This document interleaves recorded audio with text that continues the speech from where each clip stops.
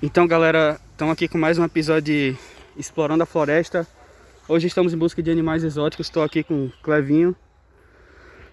A gente está procurando um animal chamado Matyrus colaris. Ele é um bicho extremamente perigoso. Até agora a gente não achou ele. Meu Deus, o que é aquilo? Ai, meu Deus do céu. O que foi, Branquelo? Tá achando que eu tava fazendo o quê, hein? Não, é que eu vi você lá no meio da selva. Você acha que o negão faz o quê, homem? O negão fica na mata, mano. Ele faz o que ele bem entender.